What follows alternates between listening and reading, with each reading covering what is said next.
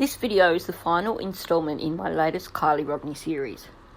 For those of you who may not have seen the first 3 videos, these are based on a recently released documentary style video by a channel called True Crime Stories with an individual who calls himself Ty Knots. Now, I'm grateful that this creator has gotten Kiely's name back out there. His video has already had 34,000 views in the 5 days since it was released. But at the same time, I felt it important to offer some clarifications and some corrections. I will point out that after originally watching the first 5 minutes of his video, I decided to do my own videos as a raw reaction, meaning that as I've worked through this video, I've also been only seeing it for the first time. If you're new to watching my content, I should point out that I have an extensive Kiely Rodni playlist, so that when I comment on something without seemingly offering evidence, this is because I've already shown evidence in previous videos. Feel free to go back through my Kiely Rodni content. You may be quite surprised by some of the revelations offered in my videos.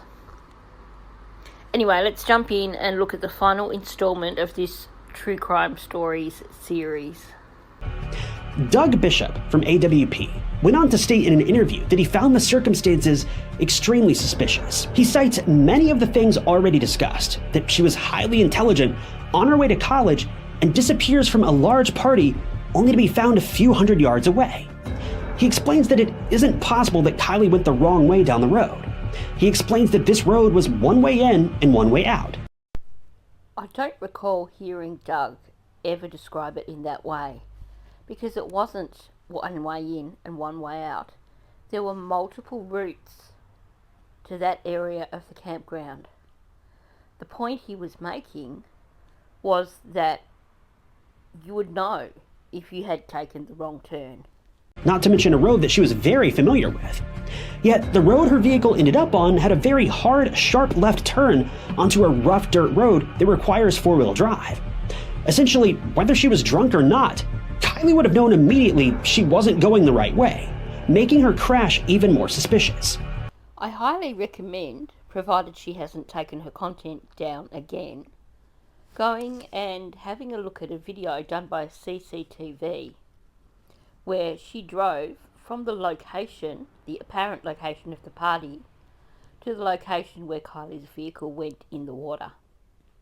Because when you see that as a video, you realise that that is a really, really long distance for someone to have driven on a road that wasn't anything like a sealed road, which would have been the right road to take out of the campground. As far as hard left, hard right, it was just, we don't know if it was a hard left driving out from the party, so I'm not sure where that idea has come from. But yes, the notion is that she turned left out of the party instead of turning right.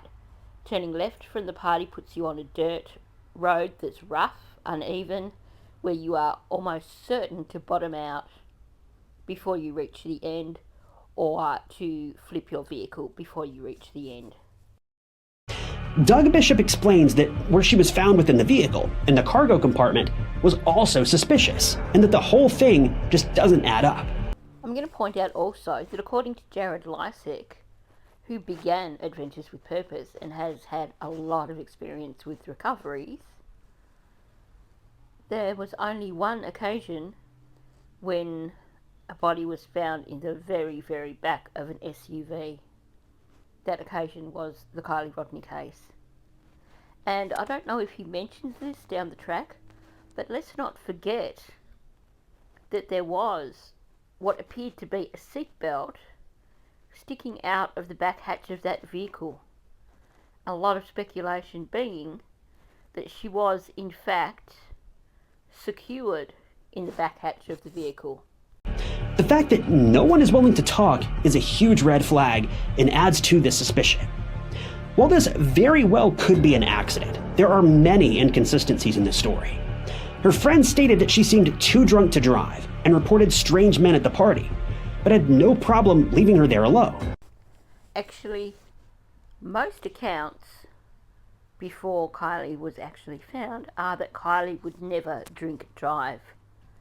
We had one account from Sammy Smith saying that she was too drunk to drive.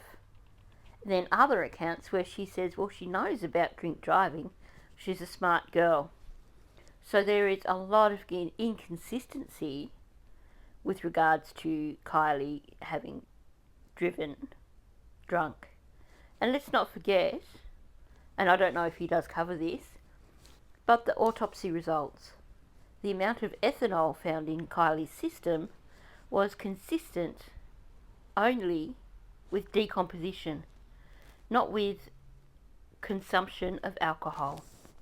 She clearly and coherently texted her mother, yet 30 minutes later was too inebriated to know that she was going the wrong way down a road that she'd traveled many times before.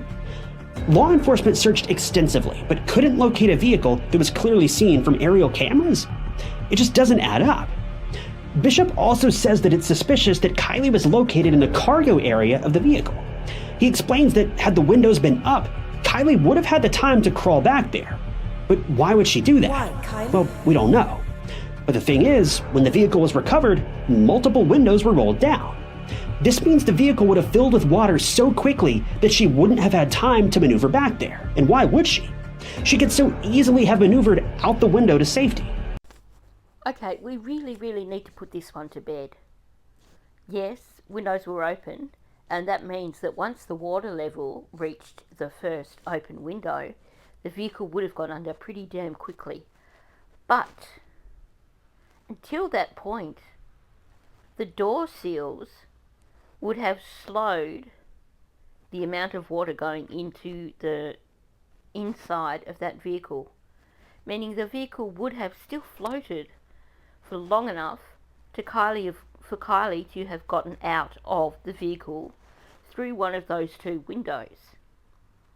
Now, even at the point where water started rushing into the front window that was open, because there were two diagonal windows that were open, one front window that was open all the way, and a back window diagonally opposite the front window that was open about halfway. Kiely could have got through either of those windows really easily, and in fact the gap for getting through either of those windows was far greater than the gap for getting into the cargo area of her vehicle. It simply does not make sense for her to have gone into the cargo area. And like I said, the vehicle would not have sunk immediately. There is a video in my playlist which shows a vehicle which did go into a lake, and you can see that it did float for some time with windows open before the people were rescued from the vehicle, and then the vehicle went underwater. So let's put it to bed straight away. The vehicle would not have gone under immediately. It still would have floated for some time, not a great deal of time, but it would have floated until the water reached the level of the first window. The fact that she became stuck in the back of the car just makes no logical sense whatsoever. News reports claim that over 400 people pass away each year in their cars from being trapped in water. Your best chance of survival is to get out of the car before it's fully submerged. Most cars, when driven into the water, are fully submerged in less than a minute. Okay, that right there is utter bullshit also. I'm just going to point it out. If the vehicle has gone in from a height, yes, it may well end up submerged within less than a minute. But if the vehicle has been driven straight into the water, it will actually float for up to 5 minutes, sometimes even longer. So I'm not sure where he got his facts from here, because anyone who has watched Adventures with Purpose for any length of time will know the statistics here, and that is that vehicles can float for up to 5 minutes, sometimes even longer. It's only once, if windows are open, that things speed up. So every second counts. Experts explain that your best bet is to get the windows down as soon as possible and escape through the front windows, not the rear. But in Kiely's case, this raises more questions.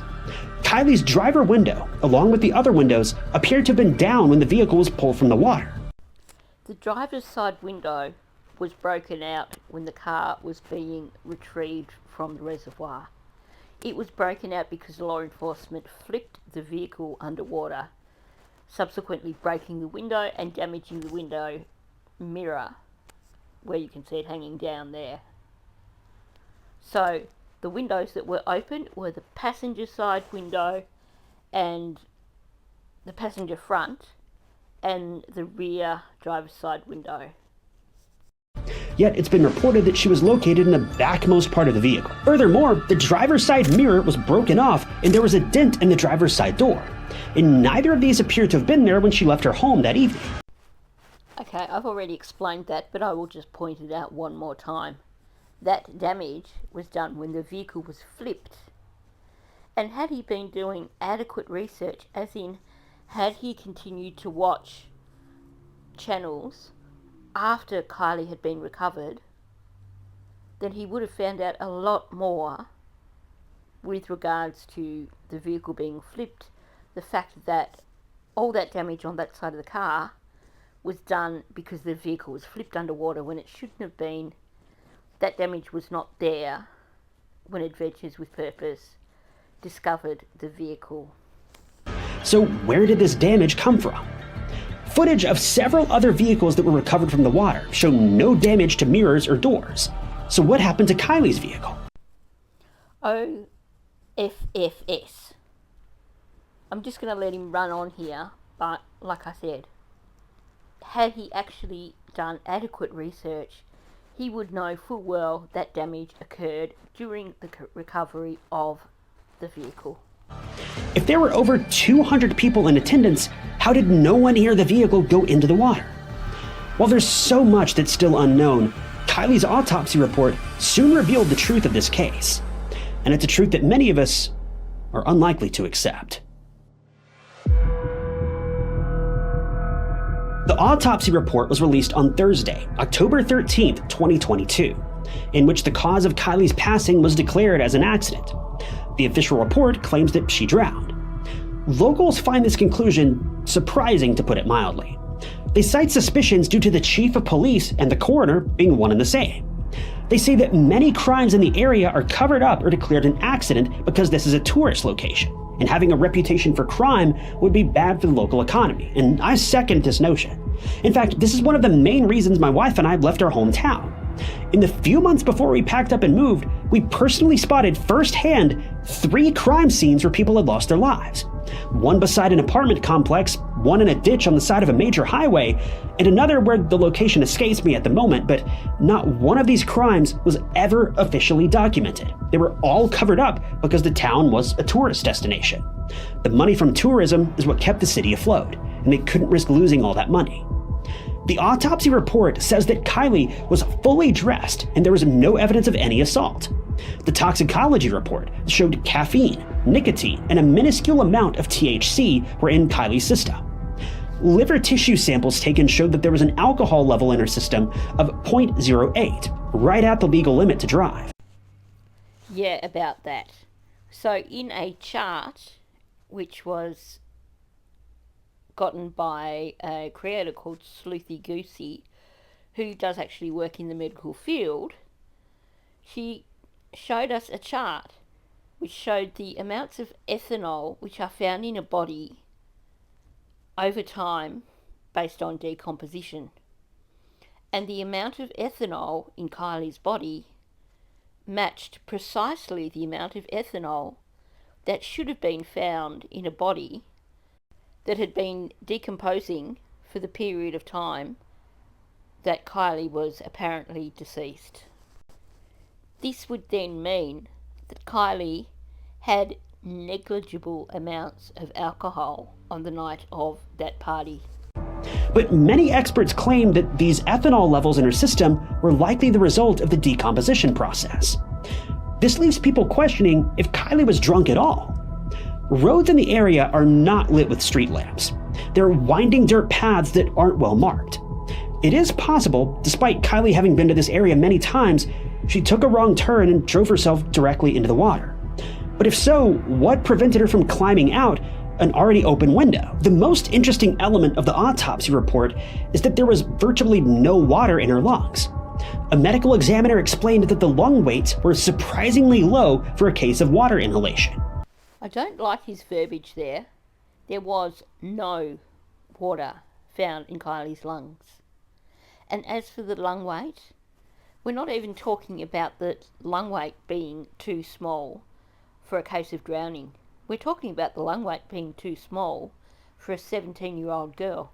That is the lung weight of a young child.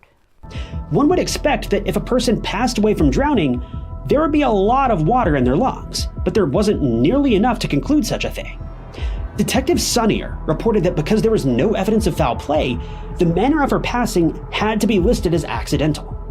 I don't know about you, but to me, this just means that the team didn't dig deep enough to find the evidence they needed.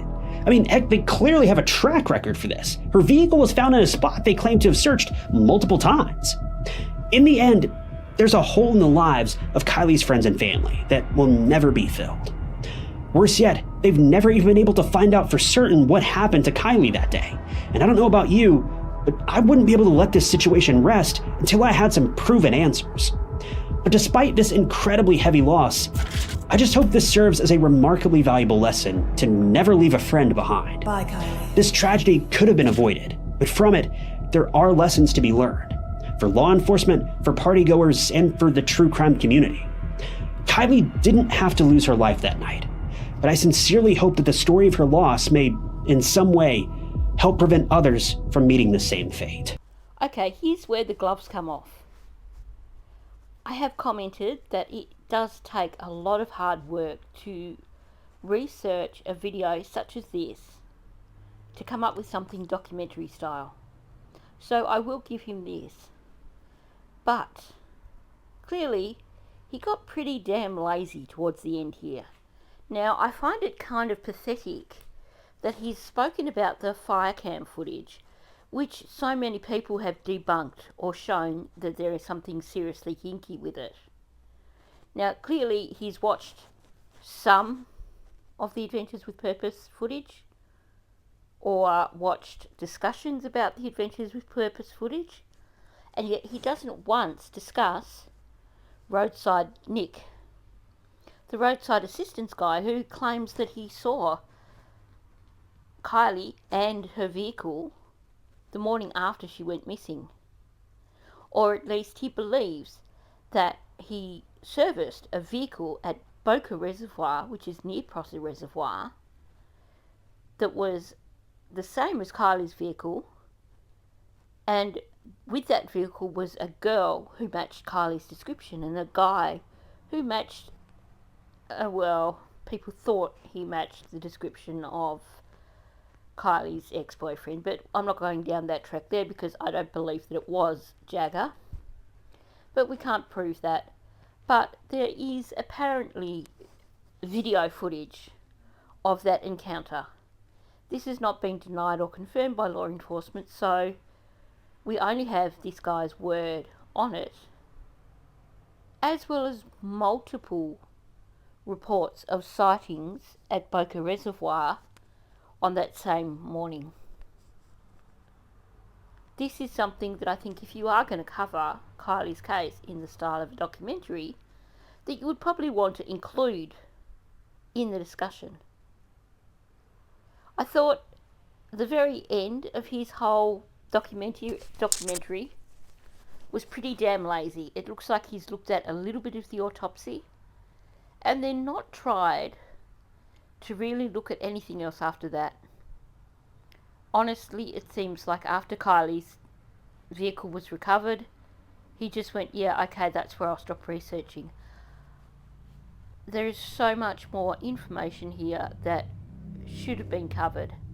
The autopsy itself, saying that because there was no signs of anything, that it was a drowning, accidental drowning. And yet, when you make a conclusion in an autopsy of an accidental drowning, there is what is called a constellation of things which will point towards drowning. That includes having water in the sinuses, and particularly in the inner ear, none of which was the case with Kiely. Also, had she drowned, there should have been water in her stomach. There were no signs in that autopsy at all that could have pointed towards an accidental drowning. When you look at that autopsy instead, and this has been mentioned by a number of different people, qualified physicians, when you look at that autopsy, the only conclusion you can draw is that Kiely was already deceased when that vehicle went in the water. There's been a lot of speculation as to when the vehicle went in the water because of subsequent sightings of the vehicle, and because people don't believe that Kiely did drive that vehicle into the water herself. She was an experienced driver. She was a sensible driver. She knew that area really well. She didn't take risks. She wasn't drunk. Something else happened. And we know now, it has pretty much been confirmed that there was some sort of fight on the night of the party, and that fight occurred between Kiely and Sammy. How do we know that something didn't happen then during the fight? And also going back to the autopsy, in terms of saying that there's no signs in the autopsy that could give you a sign of anything other than that she must have accidentally drowned. One of the things mentioned is a spot on her head which they attribute to lividity in terms of where she was lying and stuff, but it doesn't make sense, and there should have been further investigation into that particular spot to see if that was an injury, because had there been head trauma, that could explain a lot. So, while I did believe at the beginning that this guy was doing a fairly thorough job of Kiely's case, I think that he really dropped the ball at the end. And I just get the sense that he jumped in, he did a lot of heavy research at first, and then decided that that was it, that was all he was going to do, and he was going to just write the script for his documentary and not worry about making sure that the second half was as thoroughly researched as the first half. And he's made mistakes, he's made assumptions, and he's made a few attempts to add his own little narrative just to try and keep his audience engaged. So he has, in some ways, fictionalised Kiely's story. At the end of the day, we have no proof that Sammy Smith did leave the party when she claims that she did. We know that Kiely did not ring Sammy Smith at 12:36 because Kiely's phone was already dead at 12:33. There are so many things about Sammy's story that don't add up. And then you have this friend, or the mother of a friend of Sammy's, coming forward and putting forward more narrative, which, when you actually dig in, starts to make Sammy look even more guilty. So, my overall assessment is that I'm actually kind of disappointed. I am thankful that this guy got Kiely's name out there, but from watching the entire thing now, I think that those 34,000 people that watched his video, of them, very few are going to be turning around and saying, hang on, there is something really wrong about this case and we need to jump up and down and ask for answers. So what does it achieve, getting Kiely's name out there, if you're not inspiring people to ask for answers and to demand justice? Because I think, had I watched this video and known nothing about Kiely's case and got to the end of it, I would have thought that he was just showing different sides of the story, and I would have forgotten about the case pretty quickly. I probably wouldn't have been turning around and screaming for justice for this young girl. I think he missed a huge opportunity here to make a difference in Kiely's case.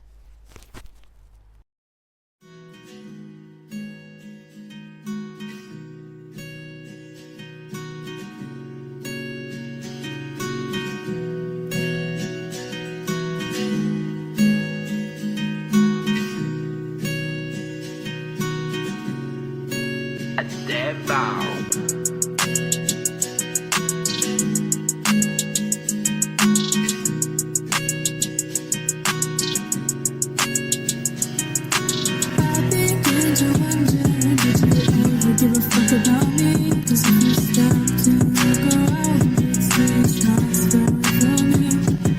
I can't get back to memories, but find the rest of the stories of the 2 times a year. I'm glad you said, but I cannot make the sound. Keep it together, look in the mirror, tell myself you're doing better. Yeah, ooh, oh, oh, yeah, oh no, oh, oh. Stars in the sky make me think about you. The love in my eyes get you tell yourself for you. Loyalty in my blood, I will never fool on you. Put your trust in me and I'll put my love in you. Okay, baby, it's just us in this world. Nobody can change that.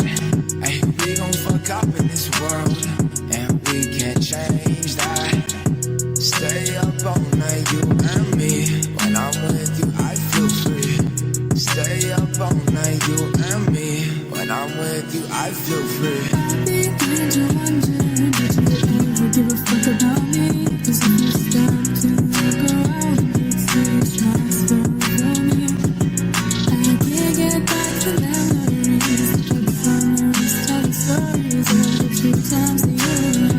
I'm glad you said, but I cannot make the sound.